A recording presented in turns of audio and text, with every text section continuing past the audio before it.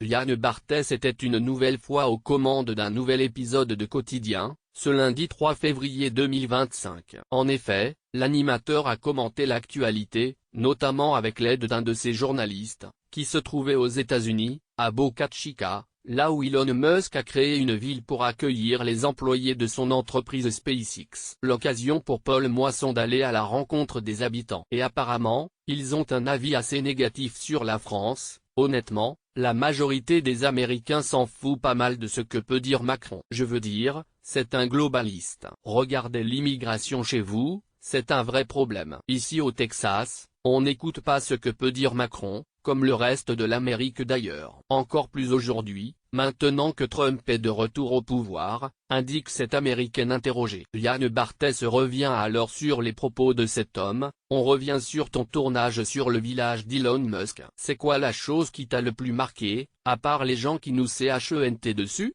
Demande alors le journaliste. Ce à quoi le journaliste en duplex répond franchement, ce qui est marrant, c'est que d'un côté, tu as effectivement des fusées, des rampes de lancement, des camions, des tractopelles, bref, du bruit, beaucoup de bruit. Un contraste saisissant, des centaines, des milliers d'oiseaux qui auraient dû être protégés dans une réserve dédiée. Forcément, ça ne colle pas vraiment avec ce que veut faire Elon Musk. Et les associations environnementales, elles s'en inquiètent. Elles s'inquiètent des projets expansionnistes de SpaceX vers l'infini, conclut le journaliste français. Il faut dire que l'Américain qui a été interrogé par le journaliste de Quotidien n'y est pas allé de main morte avec la France. Mais pour lui, cette ville créée de toutes pièces par Elon Musk est la façon de pouvoir travailler en toute sérénité. En fait, on veut se rapprocher de la frontière avec le Mexique parce que tu n'es pas sans savoir que Donald Trump veut imposer des droits de douane de 25% pour le Mexique. Bon, ça a été arrêté pendant un mois. On va voir ce qu'il en advient,